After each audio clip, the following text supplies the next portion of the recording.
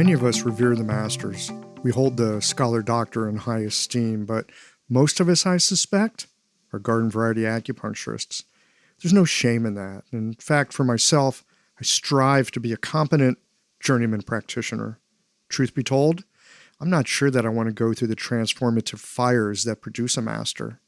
Zhang Zhongjing, he lived through a terrible time of war, sickness, and death. Li Shizhen, I suspect he was compulsive and driven. And Qin Bo-wei, well, he ended up on the wrong end of the Cultural Revolution. Being a solid and helpful practitioner and still having time for a full and varied life is something worth shooting for, and that is what Daniel and I get into in this conversation. I've added this one to the series of conversations that I wanted to share with you while I'm taking some time to rest and restore, because I feel like Daniel touches on some ways of thinking about practice that you're not going to get in a practice management class. These conversations come to you through the generous support of our sponsors and members. Blue Poppy, your new one-stop shop, has speedy shipping options on everything that you need for your clinic. It's Women's Health Month at Mayway Herbs. Check out their new website for learning resources on helping women with herbal medicine. Are you a creature of habit? How about making a change that helps your patients and the planet with AccuFast needles? And later in the show, raising your fees doesn't have to be a difficult process. Jane has helpful suggestions on making it easy and effective. And finally, have you considered that having a thriving, profitable practice is one of the most healing things that you can do? Julie Bear Don't Walk has, and she can help you do something about it too. Do be sure to visit the sponsors page on the Qiological website to take advantage of all the special offers our terrific sponsors have for listeners of the podcast. Picture this. Your clinic is buzzing with patients, and then you realize that you're down to your last box of needles. No need for panic, because Blue Poppy, your one-stop shop for all your acupuncture needs, they ship orders received before 3 p.m. on the same day. With a quick visit to Blue Poppy's website, you can order premium needles, herbal formulas, and that special Dr. Bob's oil that your patients love. Blue Poppy understands practitioners can't keep patients waiting. That's why they strive to get you what you need when you need it. From high-quality Chinese herbs and formulations to acupuncture supplies and clinical essentials, Blue Poppy has served practitioners for nearly 40 years with products that meet the highest of standards. Discover everything Blue Poppy has to offer by visiting www.bluepoppy.com, and don't forget to subscribe to their mailing list for exclusive offers and more. Hi folks, I'm Yvonne Lyle, president of Mayway Herbs. May is Women's Health Month, and as a women-owned and women-run business, we especially love how Chinese medicine can support wellness through every stage of a woman's life. So in this month's newsletter and podcast, we're covering topics like PMS, pregnancy, menopause, and osteoporosis. We'll share expert insights and effective treatment strategies you can put to good use in your clinic.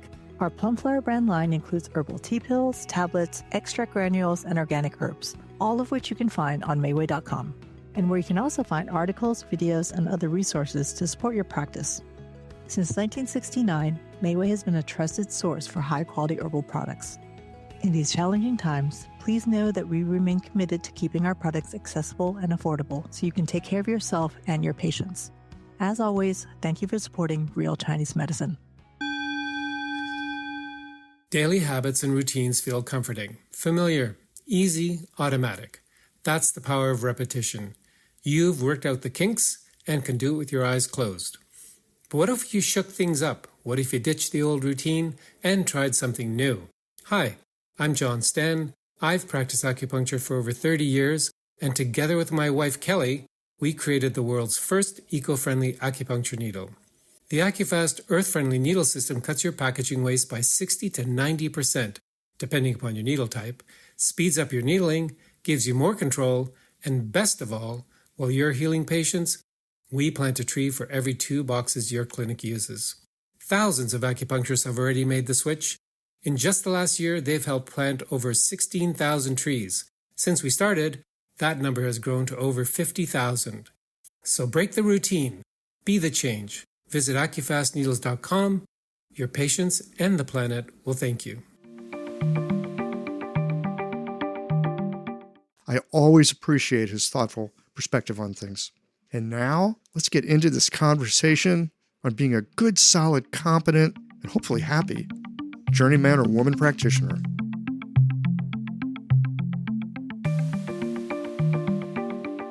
Hey friends, welcome back to Geological. I've got Daniel Schulman with me again today. We had a conversation a few weeks ago, and it inspired us to sit down again and do a little, it's kind of an experiment today. Both of us have about 20 years of experience at this game now, which I don't know how you count things. I'm going to call it mid-career. And one of the things that came up in our last conversation is about how you stay open, how you stay curious, and about how you work really as what I'm going to call a journeyman. You know, we venerate the masters, but you know what? Most of us aren't going to be masters. However, I think we got a good solid shot at being really skilled and helpful journeymen and journeywomen. And so I'm back here with Daniel. We're just going to chew on this theme and see where it goes. Daniel, good morning. Great to be here again. Yeah, it was really fun talking with you last time.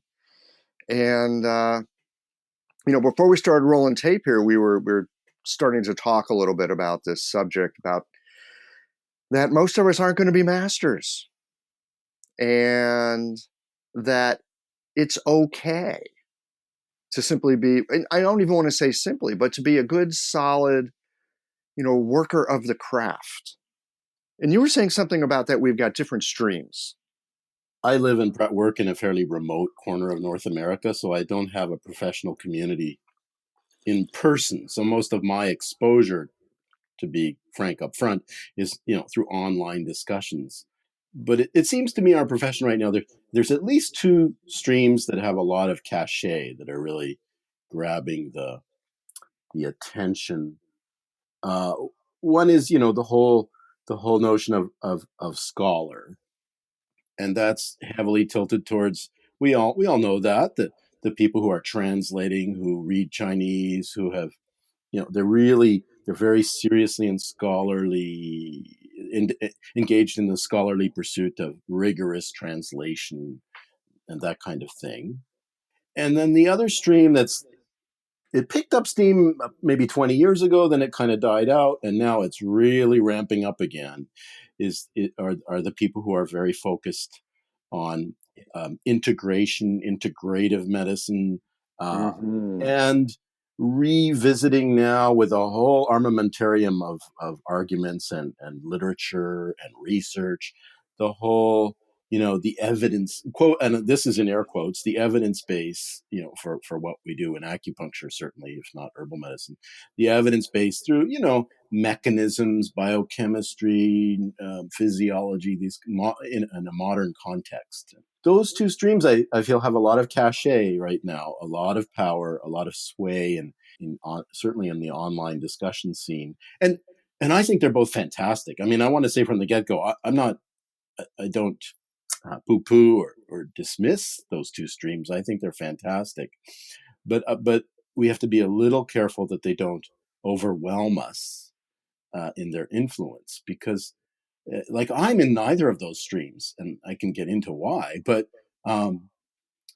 as you said, I think there's a very important stream for those of us who are engaged clinically on a day-to-day basis in the real, on the ground, nuts and bolts, day-to-day clinical encounters with our patients. But I would say we're doing that in a scholarly way too. But by scholarly, I don't mean head in the books scholarship. I mean doing it with critically aware and reflective attention. No day is routine for those of us who fit the category I'm talking about. Every day is a new open inquiry. Every day is a continual, ongoing, perpetual re-examination of our assumptions, what we think we're doing. Are we really doing what we think we're doing? What about this? What about that? Really like perpetual, full awareness. I suspect the people who developed this medicine were practicing in exactly that way. Yeah. And I don't, it's very difficult to get into this discussion in my experience because, everybody says, people are very quick to say, well, I practice that. We all practice that way. What are you talking about? And there's a very quick, everything gets defensive very quickly. And, I don't want to go there. But I don't think we all practice that way. Yeah, well, I agree, but it's a hard topic hard nut to crack. We're going to take a shot at cracking that nut because sometimes I'll hear people talking about protocols, right? Like, so in the Right. in the fertility world, for example, on occasion I'll get a phone call and someone will say, I'm working with a reproductive endocrinologist. I see you're an acupuncturist, and I want to come in and have the Swedish protocol done. Yeah, exactly. And I know there's good reasons for it. I usually try to refer them to someone else because it's not the way I work. I mean, it's just not. I mean, I can do it, but you just need a technician to do that. Exactly. Really. Exactly. But I live in a place kind of like you, even though I'm not out on the edge. I'm actually right in the middle of the country, but there's not a lot of acupuncturists here. So, sometimes I'll do that work, but I know it's not the work that enlivens me. So there are protocols. And if you look on certain like Facebook groups, you'll see, well, what's the protocol for this or the protocol for that? And I get it. And especially if you might be working in an integrative setting, or if you're working in a place where, the evidence-based and there's, certain steps that usually work. And so you usually follow them. I get it that there's a place to use that and to practice that way. I'll be honest, I actually have days where I practice that way. If I have a day, because the kind of awareness I'm talking about, it requires a certain, you need to be really in a certain place. Yes, you do. And you're not in it every day, are you? I have days where I can recognize at the get-go of the day, early in the morning, okay, I am not in that place. Mm-hmm. That's a possibility. The other possibility is when I get a patient who just so overwhelms me with their complexity that I just have to say, okay, what's a protocol I know for, knee pain? Because I'm just going to do that because I have no other way to make sense of this person. Yeah, there's some fallbacks that we can use. Hopefully they help to clarify the situation. Often they do. After a few weeks, it all becomes clear. But I understand what you're talking about here, and I suspect many listeners are shaking their head up and down in a yes sort of way. There are days, for whatever reason, we're kind of on it, right? You can slide into that river and swim. Yeah, and often you aren't even aware you're on it until you retroactively realize, holy cow, I was in the zone today. I know. And then there's other days. And here's when I know I'm really lost. Here's when I know, be careful, go simple, don't try anything tricky today. Because the thought that comes to my mind is, well, according to the theory, I should dot. And when that goes through my mind, it's like, okay, you don't know what you're doing right now. I agree with you. And it helps to know when we don't. I think it helps to know when we don't know. Totally. What about, do you have anything that you do when you know you're not quite in the zone? Do you have any way, sometimes it's just the day and the best you can do is do no harm. I think that's just the truth of the situation, but sometimes you can kind of pull it back on track. Do you have any ways of things that you do? Yeah, I'm afraid I don't. I just kind of hang out and wait. I had a meditation teacher once say to me something so profound, I still kind of tremble whenever I even say it or think about it, but it's so true. It's like, you can do all the work you need to do, but that will only get you, to the church door. And when God invites you in, oh man, is out of your hands. In other words, we're talking about, preparation. There you go. And grace. Preparation and grace. I think it's really true. And, those, I think we can ramp up the opportunities for grace. Like we have to be the thing is, I think moments of grace pass by us constantly, but we're so unaware that we don't even see them. So we get invited in, but we're not even aware the door just got opened. We didn't hear the invitation. We have to do our work to be available for the insights. Yeah, that makes sense. And I think this is part of the crux of this question I threw out earlier, and really my inquiry at this point in my practice. of how to be a darn good journeyman. Yeah. Right. And some of it is that kind of practice. Can I be open to those moments, especially when I've had some moments where I've not been open? Like you say, that grace is constantly being invited. Is there a way that I can step out of whatever blah, blah, blah I've got going on Yeah. so that I catch a whiff of it? I think it's presenting itself to us far more often than we realize. How do you know when it's been presented? How do you know when an opportunity has sort of ripened? Well, in my experience, it's always after the fact. It's always on my way home, or even an hour later, I'll go, okay, that was cool. Mm. I never know in the moment. It's afterwards that I can see, okay, that was profound. What happened there was profound. And of course, then the other thing is, then your ego wants to grab that and say, okay, Man. I want to replicate that. Right. Or look at me, look what I did. Yeah. And, you've got a 1 second window to appreciate what happened and then drop it. 1 second window to appreciate it and drop it. I want, yeah. I mean, even the next time that same person comes in, don't go there. And this gets to what we were talking about earlier. And, again, this can be such a delicate conversation. And I don't want to rain on the parade of anybody else.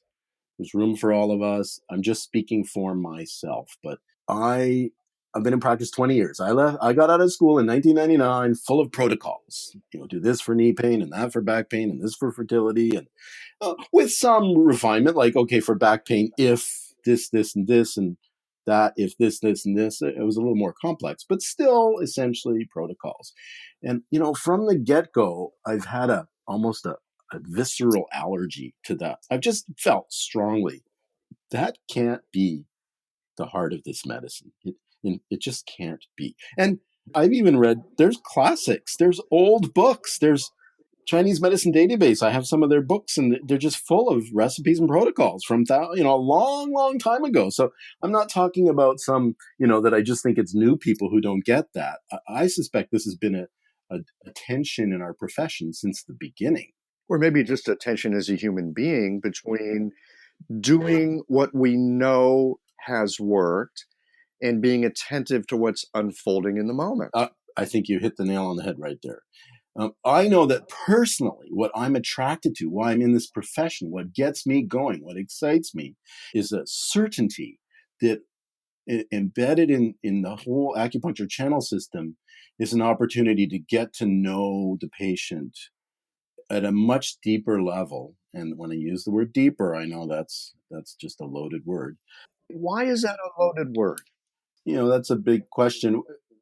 Our culture is currently at a state where a certain proportion of our culture are very averse to hierarchy. They're very, very averse to the notion that one thing is deeper, better, more profound, more intense than one other thing. It's called flatlining. A lot of people are very driven to flatline everything. We're all equal. It's kind of like, it's like everything in Chinese medicine, right? There's healthy and unhealthy in relation to everything. So there's a healthy approach to the problems with hierarchy, the problems with inequality.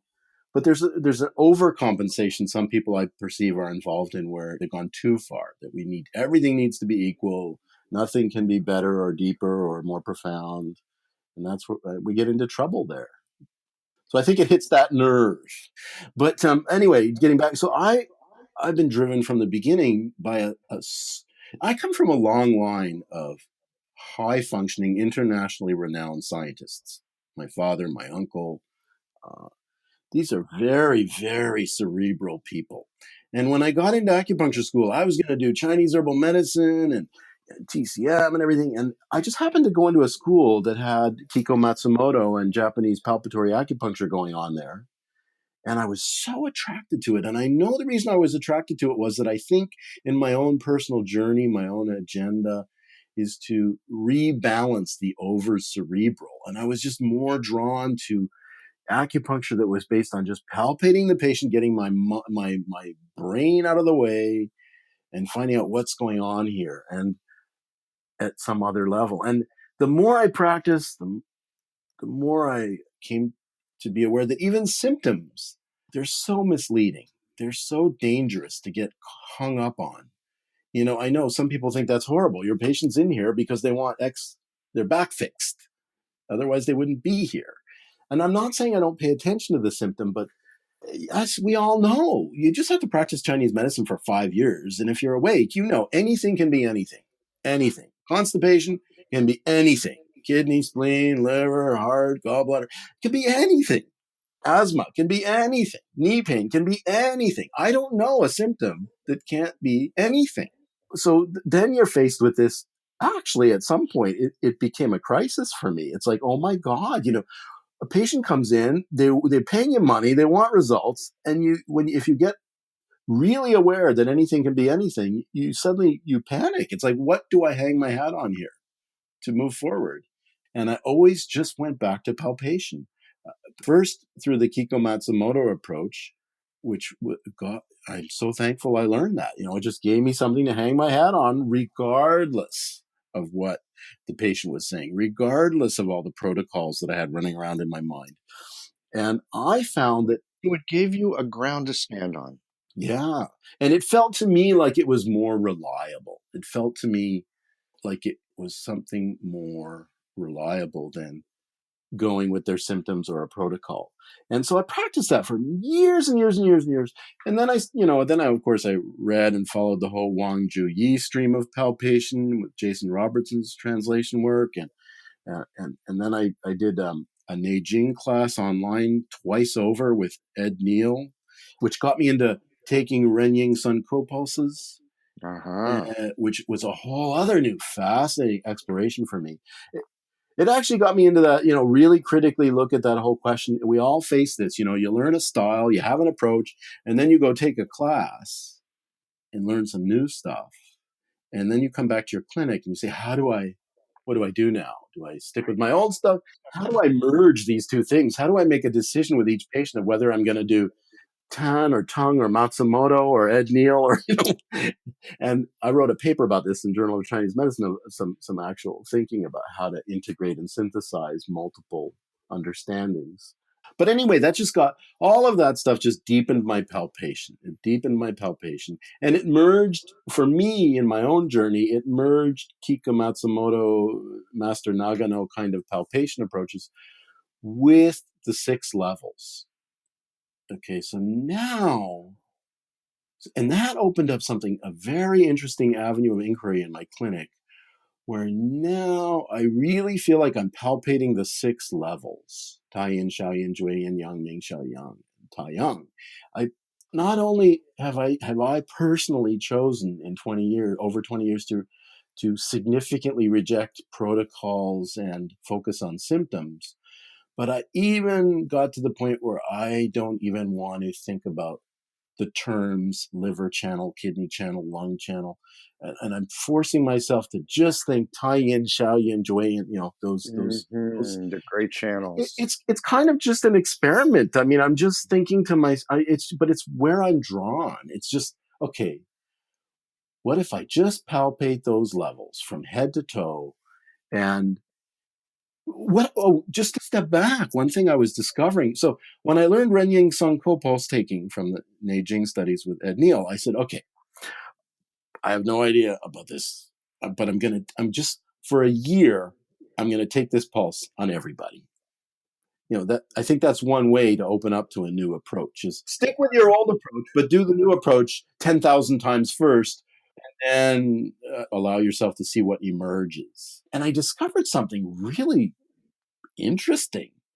I found, I don't know if we have to get into explaining Renying Sun co-pulses, but I found that when I took it on the left side of the patient, on their left Renying Sun co, and then I walked around and took it on the right side, that not always, nothing I ever say is always, but surprisingly often, one side would reveal one of the 6 levels, let's say Yang Ming. And then if the left side revealed Yang Ming to be predominant, the right side would reveal Tai Yin. If the left side revealed Xiaoyang, the right side would reveal Jueyin. If the left side revealed Taiyang, the right side would reveal Xiaoyin, which, if you're quick with those terms, you'd realize, wow, that's an interesting yin-yang mirroring, where bladder, small intestine, kidney, heart. Gallbladder, triple warmer, liver, pericardium. Stomach, large intestine, lungs, spleen. And I just kept finding this. I found it so often that I started to question, in the way we were describing earlier, where you're a reflective practitioner who's even willing to question yourself every day.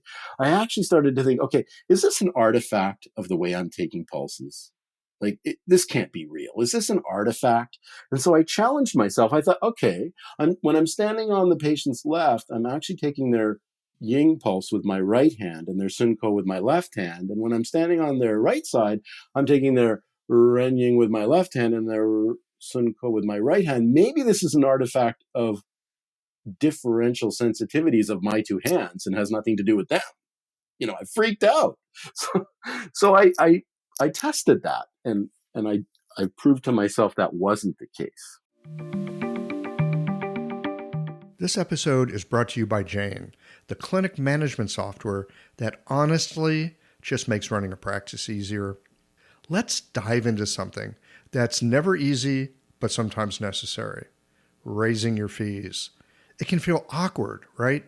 But here's a tip that can really help.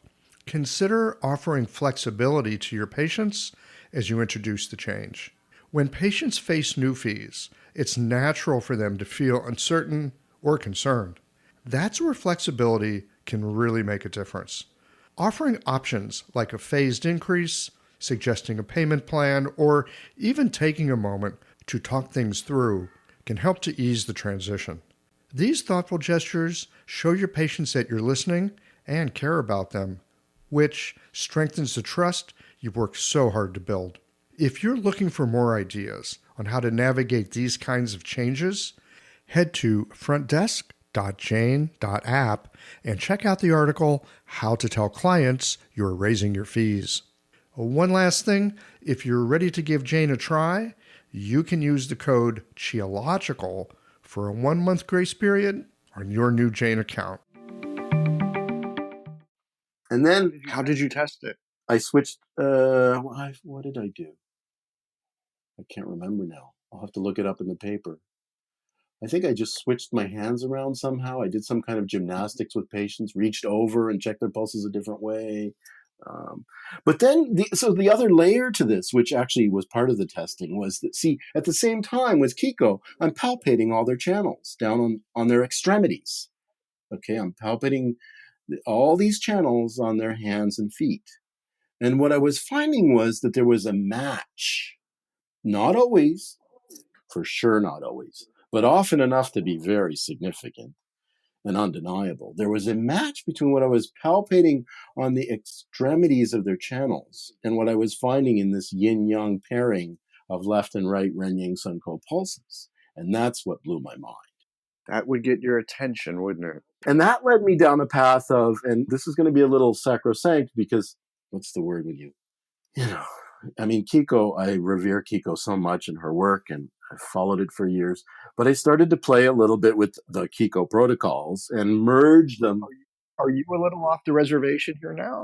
I moved off the reservation, and that's dangerous territory. But anyway, I did.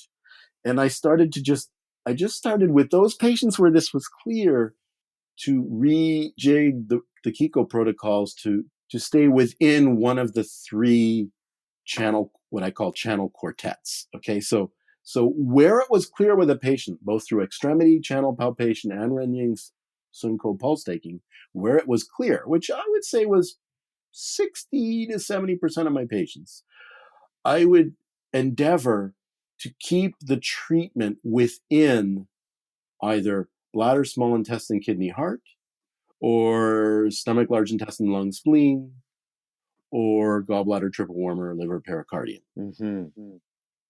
And Michael, when I started to do that, there's just no question.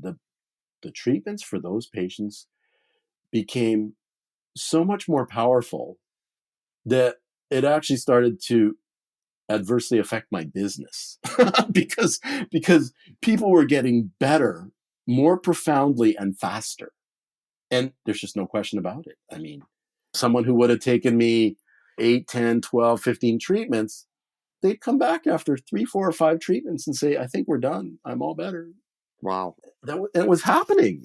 I mean, I couldn't, it's one of those things I didn't do research. This is, of course, everything I'm saying is just my observations. And this is not to say I didn't have patients where this didn't work. I did, and I still do.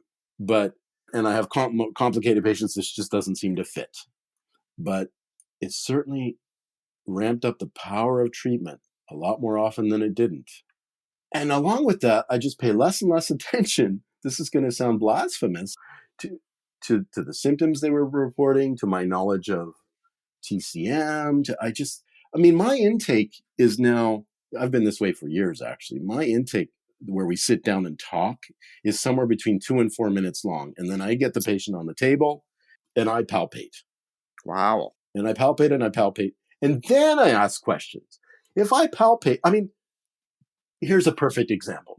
Just the other day, a brand new patient in, she's here for anxiety and depression, severe. She was in the psychiatric unit of the hospital here for a month and a half recently. She's on 6 antipsychotic medications. This is a serious case, okay? And I'm palpating and I'm checking channels, and her foot yang ming channel is just screaming at me. And I finally say, what is up with your stomach? And she said, oh, I didn't tell you I had bariatric surgery 3 years ago and had 80% of my stomach cut out, blocked, whatever they do. That's just a really dramatic example. And that was just before all of her anxiety and depression started, by the way, which is very interesting. So what I do is I palpate, and then I've reverse engineered the whole process. I palpate first, and then I ask questions. It's that shoot first, ask questions later or something. This totally makes sense. And actually, a lot of the training that I've had, some of it has been palpatory based. And palpate first, talk later makes a lot of sense. And the reason that it makes a lot of sense is because otherwise the mind gets involved first. You start hearing this or that, you're already down a rabbit hole. And it occurs to me too, symptoms are so interesting. Of course, people bring them in. It's the reason that they came in. They need a certain amount of attention, but they're not the whole show, right? We've been trained in this. We know this. We are told endlessly by our teachers. And yet it's so inviting to go, oh yeah, that knee pain, that level of anxiety, let me just knock that down so you'll feel better. But so often the symptoms are actually artifacts. They're artifacts of something else. And if you take care of that something else, they just go away. Yeah. And then the question is, what is that something else? How do we identify that something else? And it's fearful. Certainly for me in the early stages of my practice, that evoked fear, because it's like, oh, okay, I feel lost in space here. I don't know what to hang my hat on. How do I find that something else? So back to this idea of being a good, solid journeyman or journeywoman. My suspicion is we all need to go through that phase. Absolutely. We all need to go through that phase of whatever scaffolding we were given in school, which is helpful. I know a lot of people these days are poo-pooing TCM, where it's like, oh, that TCM, that communist, blah, blah, blah, that's not real medicine. It occurs to me, It gives us the fundamentals. It gives us a languaging. It gives us a perspective. If you know the language of I'm using air quotes, TCM, you can go anywhere in the world and talk to any practitioner about Chinese medicine. You can carry on a conversation. Yeah. You might have different ways of thinking about what you're doing, but we have a common vernacular. And I think that's not to be underestimated. People would ask me, they go, oh, you went to, thus and such school. Did you get a good education? It's like, how would I know? It's the only school I went to, but I know this. Anywhere I've gone in the world, I've been able to talk to other practitioners of Chinese medicine and understand what they were talking about. So it was probably good enough. But the idea that we're going to come out of school and be fully formed, that's ridiculous. Yeah. Because I think we do have to go through this making it our own, this puzzling through, holy smokes, this stuff didn't work the way that the book said. Now what do I do? And of course, that's very antithetical to the cultural matrix we're in, which wants everything standardized. And you go to med school, what do you mean make it your own? You've learned, doctors have become technicians. They have to follow protocols. You have these 3 symptoms and these 3 levels on your blood test. It's this medication. And if they don't, they're under, litigious pressure. And Right. Well, I had a patient the other day. It's the first time this has happened. It was a little bit of a surprise, but actually someone who works in the pharmaceutical industry, now that I think about it. I mentioned that, I'd like to get you back in here. It's going to be a few weeks before I can because I'm headed out of town for a week to go do some study. And this person looked at me and goes, "You mean you don't have this down yet?" yeah. Which to you and I is very funny. Yeah. This person was dead serious. Yeah. You don't have it down yet? And I think there is also that part in ourselves that goes, what, I don't have this yet? It's there. I mean, it may be a quiet voice. We may not want to listen to that voice, but I think it's also there. When am I going to finally feel like I've got this enough that I can feel comfortable? Yeah. And in the world I'm speaking about, or we're speaking about, that's the day you've actually died. That's the day the process has just ended.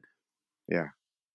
How do you manage to sort of keep your feet under yourself, so to speak, while at the same time recognizing that there's not much solid ground to stand on? That's a great question. I think it's a one-word answer: trust. I've always trusted. I don't know. I mean, part of my own personal life, but there have been times in my life I've jumped off cliffs, man, with no safety ropes, and but for some reason I've always been guided by this trust that I'm doing the right thing, so it'll work out. Leap of faith. Yeah. Oh. I mean, hey, I have days in clinic. Even you must have these. I mean, we've been in practice 20 years plus. I still have days in clinic where I just think I have no idea what I'm doing today. I'm lost. Well, I can tell you there's a little difference between my I don't know what I'm doing today and my 20 years ago, I don't know what I'm doing today. And that is a little compassion for that part. And it's like, that's okay. I don't know is a great place to begin. Yeah. Doesn't mean end. I don't know doesn't mean end. Throw your hands up. It's like, oh, here's a place to begin. Here's a place to learn something. Yeah. We can go a little deeper into this, but I mean, I have my own understanding of this from reading a lot, is that we're fundamentally dealing here with the same conundrum people have been facing forever.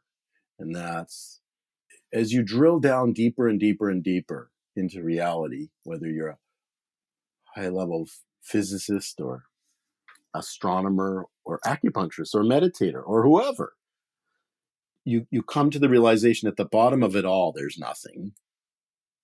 But here up on the surface where we're all living, there's, to use the number we like in Chinese philosophy, there's 10,000 things.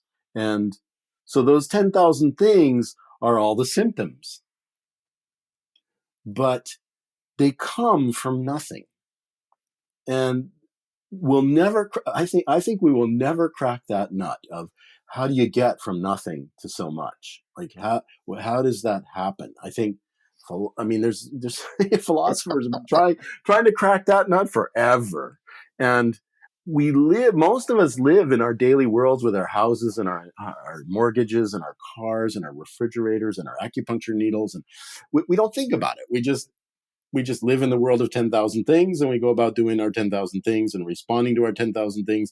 And we have our ideas that if I do this, I cause that, and blah, blah, blah. But all these 10,000 things are coming from nothing. this is where I'm getting to in my synthesis of acupuncture, is that just above nothing, but well before the 10,000 things, there are what various traditions have called archetypes. Okay, so whether it's astrology or Greek mythology or Chinese mythology or whatever, there are these things we call archetypes. And they are a very deep, primal expression of, of, of, of characteristics, of flavors, of moods, of colors, before they become really material things. And I think the six levels are like that. They're archetypal. They're flavors, they're colors, they're characteristics, but they're not yet at the point of specific symptoms. In fact, they're so not yet there. They're what I heard a astrologist, that's a bad confusion, an astrologist recently called multivalent. So in other words, the Tai Yin or Shao Yin or Shao Yang are so multivalent at the archetypal level that when they express at the symptom level, they can express as almost anything. Not almost anything. I mean, if you study astrology, you know that an Aquarian or a Virgo or a Sagittarian, there are things that are definitely not Sagittarius and definitely are Virgo or whatever, but the multivalency of possible expressions is very broad. And I think that's true of the six levels. You see does that make sense? I think it does. Let me run with this a little bit. I mean, I really went out on a limb there, but yeah, you did. Yeah, you did. Let's try not to saw it off here, but it's not crazy philosophy. I think it's really pragmatic what I'm saying. Well, I think it is pragmatic, especially if you're a practitioner. Yeah. There's this great phrase that everybody knows, but I doubt most of us understand about how does that go? There's the one becomes a two, and the two becomes a three, and the three becomes a 10,000 things. We go, oh, isn't that lovely? What the hell does that mean? Right? So you've just pointed something up here. You say there's nothing, there's the 10,000 things, there's something in between. I think we all know there's something in between. Yeah.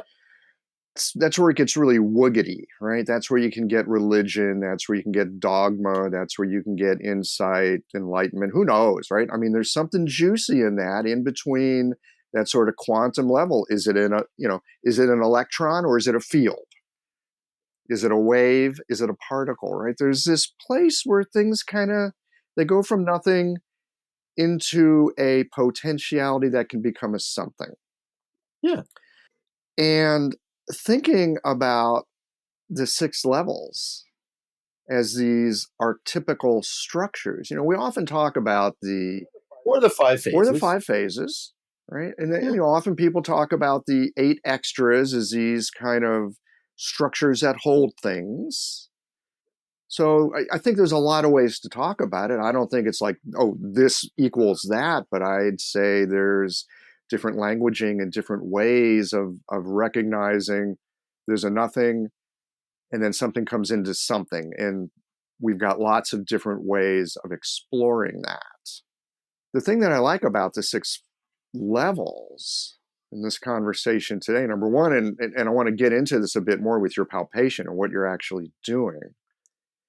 But this thing about the 6 levels, I keep bumping up against this 6 levels thing. Right? I mean, first in acupuncture school, here's the 6 levels, disease gets transmitted a certain way. And then you got the Dreyin, which, is the end and it goes into something. Well, what does it go into? Nobody ever said anything about that in acupuncture school. Oh, it's the end where yin and yang separate and that's it. Well, isn't there a cycle here? What just happened? So I came out of school with that question. Years later, I go reading Dr. Hu Shu, and he kind of reorders the 6 levels. Yeah. And you get the Shaoyang. What does it pivot into? It's the pivot. We talk about it as the pivot, right? What does it pivot into? It pivots into Dreyin. Oh. Well, if you look at like liver and gallbladder, it's really obvious, isn't it? If you look at pericardium and triple burner, Yeah. oh, it's right in front of our noses. How did we miss it? Yeah. Yeah. So, I hear you talking about the 6 levels as archetypes, and I'm thinking, well, that has some potential.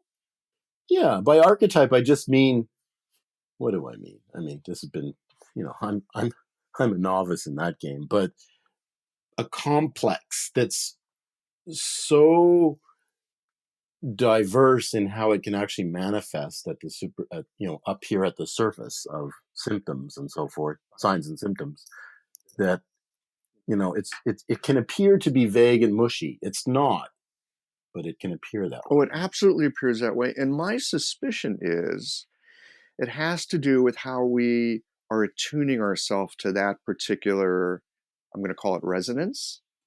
Yeah, exactly. How we attune ourselves to it. Because if you can kind of tune into it, like I was going to say tune in a radio, but I'm totally dating myself because remember when you tuned in a radio by turning a knob? Nobody does it anymore. You push a button, it goes right to it. But for those of you old enough to understand what we're talking about, it's kind of like tuning in that. You tune in the frequency, there's a lot of information in it. Yeah. Yeah. And you're tuning it in through palpation. Yeah. And then, I'll give someone a Tai Yin Yang Ming treatment, and they'll come back in 2 weeks and say, oh my God, not only did what I came for get better, but all of this other stuff got better. And yeah, God, my wife got nice to me. I don't know how'd that happen. I got nice to my wife. Yeah. Can you run us through, give us an example of a patient or a conglomerate, just to give us an idea of what it is that you're attending to when you put your hands on people? How are you picking up, tie-in? And then what a tie-in treatment would look like? I'm still very rooted in Kiko style. So I don't know if you or your listeners, there'd be different people here familiar with it and not familiar with it, but my treatments are still very rooted in the what's called the Matsumoto Nagano style, very much so. So in my particular case, someone lies on the table, I palpate their abdomen because that was the original core of her whole system. And then I palpate the extremities, in particular, fire point out to Jingwell point of all of the channels. And what are you palpating for? okay, so this is also a process. In my first years of doing that, I would just press areas and I'd look at the patient and say, does this hurt? Does this hurt? Is this tender? Is that tender? Because that's how you start, because you don't yet have any palpatory expertise yourself. So you got to just press things and say, does this hurt? Does this hurt? Which is very, very important and valuable information. But then what I would find emerged over a few years of doing that hundreds and hundreds of times was that I could actually tell if it would hurt even before I asked them. Because you could feel, is it hard? Is it tight? Is it mushy? Is it empty? Is it, you could feel all the qualities of the skin and the subcutaneous tissue yourself. Yeah, you built your palpatory vocabulary. So, so you get to this phase where you ask them, but you already know the answer. And sometimes you're wrong, but 90% of the time you're right. And then you even get to the point where it even gets more subtle and you can almost just look at it and know. So in other words, it's a process of getting attuned to more and more and more nuanced signals. But I still do all of it because, first of all, it involves the patient. Which is really important because it's really valuable for the patient to see that you press an area and it hurts like hell. And then you do the treatment and you go back. This is a hallmark of the Kiko approach. You go back and repalpate it and it doesn't hurt at all. Right. That's a great, super experience for the patient. They get to, okay, this is real stuff. Something's really happening here. So evidence-based. Yeah, that's where my evidence-based protocols sit, and it's also great for you to experience that because sometimes you do treatments and nothing changes, and that's information. Okay, but the other thing that I find interesting is that when you palpate an area, an extremity, there's 3 or 4 different kinds of scenarios there. You press and the patient says, let's say you press a point, you press, liver 2, which is the fire point on the liver channel, and the patient screams, "Ow, that hurts!" And you also feel that it's very tight. So you agree. Then there's another case where you press and you feel like this is going to really hurt because I can feel the tension here. I can feel how taut it is. And the patient says, "No, that doesn't hurt." So that's interesting. And then you have the one where the patient, so there's also 2 ways the patient can tell you something will hurt. There's with their with their mouth, and then there's with their body. And it gets really interesting. You see this a lot with guys, sort of bravado thing where, they'll say, "No, that doesn't hurt," but their body will writhe in pain. And, that's interesting. So there's many different, and then there's even this, then there are much more subtle levels where you barely touch the point and you can feel the chi and you can feel this. So there's just a lot of things going on in the process of palpation, but I'll just do that. I'll palpate their whole front. I'll also observe things, looking at, where are their birthmarks? Where are their moles? Where is their, where are their spider veins? Where all that goes into this as well, observation and palpation. And often, like I say, what I'll find is so much of this patient's expression through palpation fits in, for example, Xiaoyang Jui Yin. And so I will treat mostly using Kiko type approaches, but a few other things that I tend to add on, points on those 4 channels. And you do that, and then you go back and palpate, and everything has relaxed. Everything, if you've got it right. All the points of tension are relaxed. You hear the patient's stomach gurgling right away, which, that's the parasympathetic nervous system saying, "Thank you." And they go into a sleep, and you come back 20 minutes later, and then you turn them over on their back, and you find, then I palpate the back, and you find corroboration of everything you found on the front. I mean, I'm describing a perfect case. Having a thriving, profitable practice is one of the most healing things you can do as a healthcare practitioner. Because a robust business is the ultimate expression of vital chi. And that's the heart of our medicine. I'm Julie Bairdontlock, and I help practitioners grow nourishing, profitable, authentic businesses that embody the generative cycle of Chinese medicine. This isn't about all yang all the time.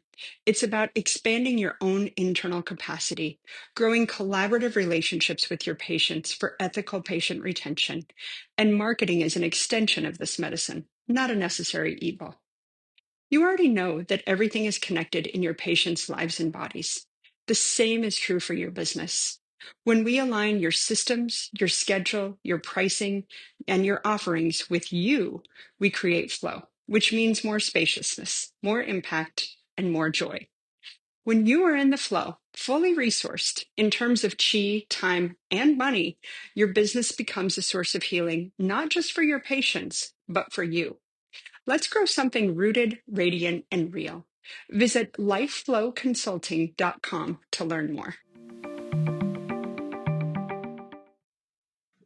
I have been sort of clued into the 6 levels here for a period of time. Not that I really understand them that much, but that there's a lot there and they keep drawing my attention. And I find that I increasingly have different ways of looking at them and working with them. Yeah. The other thing is, of course, I find often this corroborates with the Ren Ying Sun Ko pulses, which I find very isn't that fascinating? Like palpating the channels and taking those pulses often leads to corroboration. I find that fascinating. And I want to stress that I'm not doing any of this based on theory, based on my cerebral understanding of the 6 levels at all. I'm in a long-term personal experiment, if you will. And this involves a lot of trust and a lot of leap of faith on my part. But I just feel driven to do it this way, to avail myself of the process I just described repeatedly thousands and thousands of times over 5, 10, 15, 20, 25 years. And what I'm assuming will happen is that I will back out an understanding of the 6 levels that will corroborate what's written about them. But I will have arrived at it myself. Mm-hmm. And I'm starting to get there. Like I went to see a Jason Robertson seminar in Boston a couple of years ago. It was my first exposure to him. And I sat there and I was fascinated because I sat there for 2 days and listened to him. It was beautiful. And 80% of what he said, I said, oh yeah, I figured that out. Oh yeah, I found that. And I wasn't being arrogant or egotistic. I was just saying it to myself. I just kept saying, well, this is cool because I discovered that myself. I understand what you're saying. I have at times gone to a class or sat in on a clinic with somebody, and they'll say something and I find myself not taking notes. Yeah, it's like, oh yeah, I knew that. because it's like, oh yeah, that makes sense. Great. I just like put a little check mark. Somebody else has noticed that too. I follow, and I just like nod my head on the inside and go, I follow what you're saying. Yeah. I don't need to write a note to myself. What does that mean? Or this means that. It's like, oh yeah. I spent a few summers in a meditation retreat with a meditation teacher, and everybody, he'd give these beautiful talks, and your first impulse is to take out your notebook and take notes, right? And and he would always say, put away your book and just trust. And that taught me a lot. Why do we want to take notes? We want to take notes because we don't trust that we get it or we'll get it. Or your approach of learning this stuff so that you can come back and go, oh yeah, that's right, they wrote about that. I get that.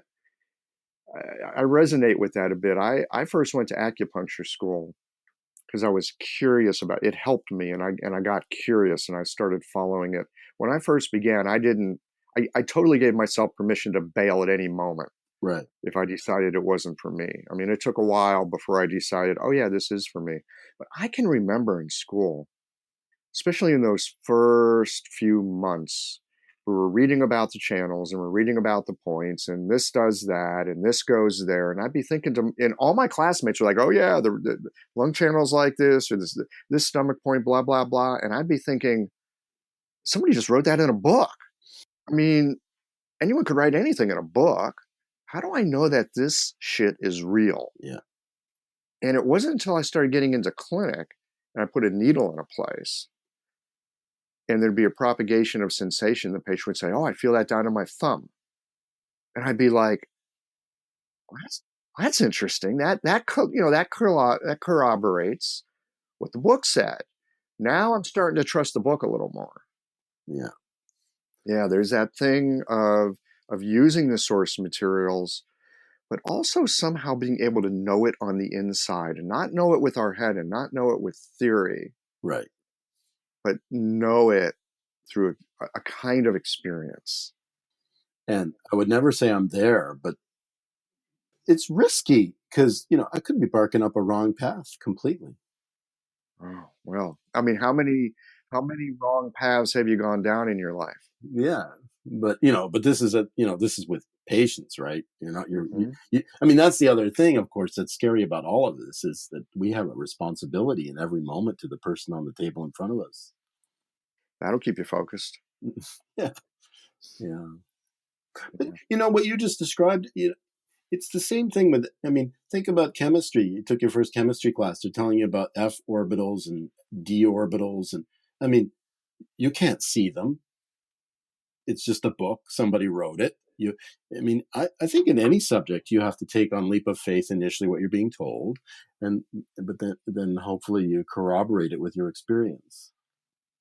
Yeah. Well, I suspect, again, I'm coming back to that theme that I threw out earlier in the show, that this is what makes for a good practitioner. This is what makes for a good journeyman, that we hone and refine our craft over countless encounters. Yeah, and then maybe every 10 years you do something crazy and throw out what you're doing and try something new. Oh man. Yeah, that for me is also one of the big questions about what do you do when you're you're learning something new, and you start to realize that some ways that you've worked before just they don't help as much as they used to. It's like, how do you make that shift from something that you've known before and you've trusted and has created stability for you? Yep. How do you let that stuff go when it's time to let it go? I think that's a great question. Yeah, I do not have an answer. I'm telling you, those of you that are listening to this, if you've got an idea, email me. I'd love to hear it. Well, and one of the dangers with acupuncture, well, you can call it a danger or you can call it a great thing, but let's face it, you could needle stomach 36, spleen 6, liver 3, and large intestine 4 on everybody. And most people would love you. So that's one of the tricky things about acupuncture is I mean, you can mess up, you can make people feel worse, but there's a lot of leeway for there's a lot of ways to have people feel better with acupuncture. Right.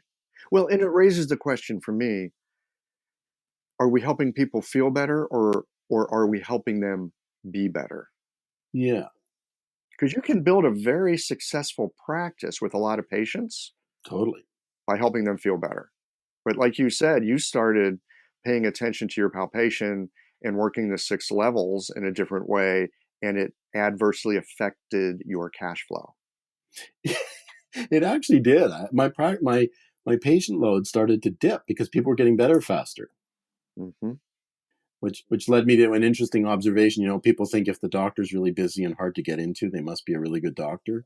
And to which I respond, or maybe they're a really bad doctor and nobody's getting better. Yeah, it's the stuff we have to sort out, isn't it? Here's an interesting question. How many of us, so a patient comes to you with a problem, they come for 4 or 5 visits, they feel better, they go away. How many of us get to ask them a year later if they still feel better? That's a good point. You know, Or sometimes they go away after 3 treatments. We don't know why they went away. right.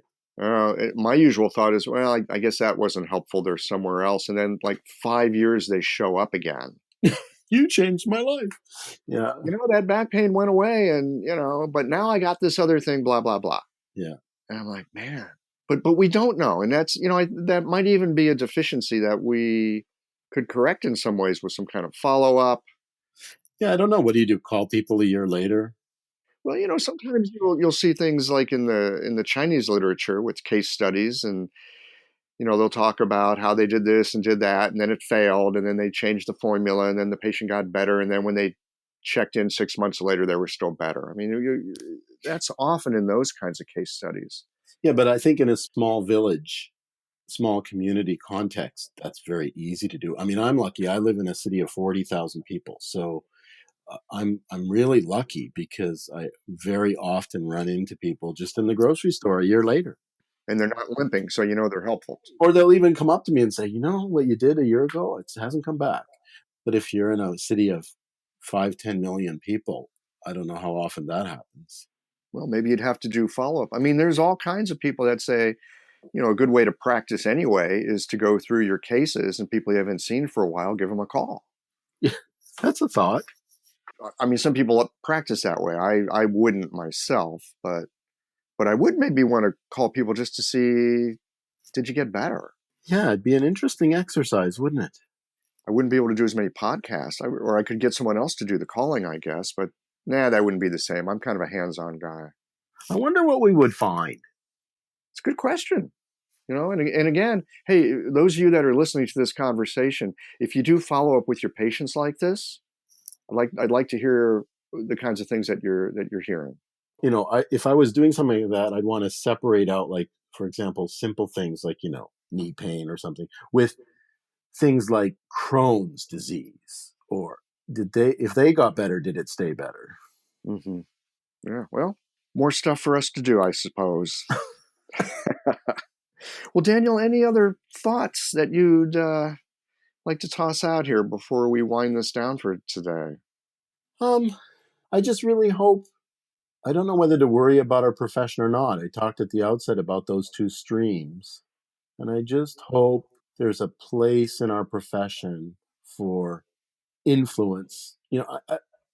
I mean, I especially worry about the whole evidence-based integrative thrust right now, because I know how seductive that is.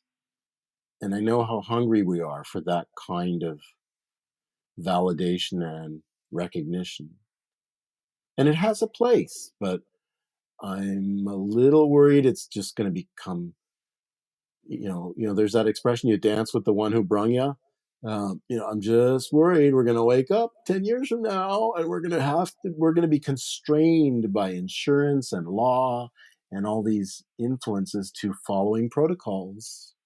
Yeah, we would lose out a big chunk of the kind of learning that you and I have been discussing for the past hour, that can come from being able to constantly inquire in the work we do.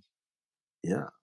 And like that shocked patient said to you, you mean you don't already understand all of this? There's that part too. Like what you just said there, constantly inquire. Part of us feels like, how can you be doing medicine on people and constantly inquiring? Are you supposed to inquire when you're in studying and then know what you're doing? There are people who could argue that's not ethical. You could make that argument, but here's the other thing.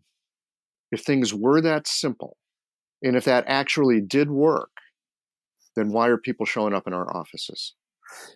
Exactly. Because generally speaking, they've already been through a system that does that. It hasn't helped them. It might have even hurt them. That's beautiful. And in my experience, the people who show up in my clinic, they actually really appreciate.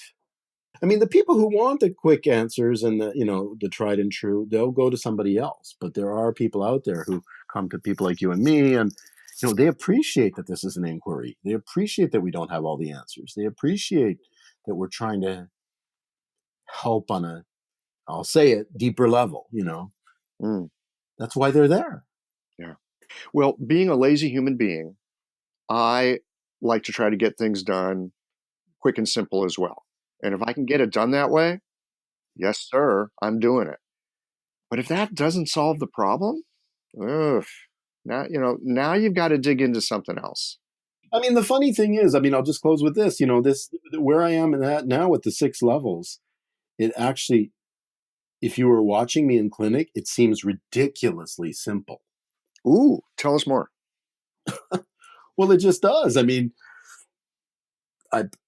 get the patient on the table, palpate from head to toe, usually within about 5 minutes, ask a few questions to confirm this or that.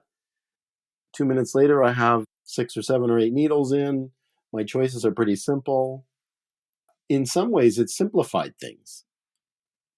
I'm not all over the place. I'm really honed in. I'm doing a Yang Ming Tai-In treatment. Bop, bop, bop, bop, bop. There you go. Well, it sounds like you've spent your past 20 years with some fruitful inquiry. Yeah, and tomorrow we have to drop it all and start again, right?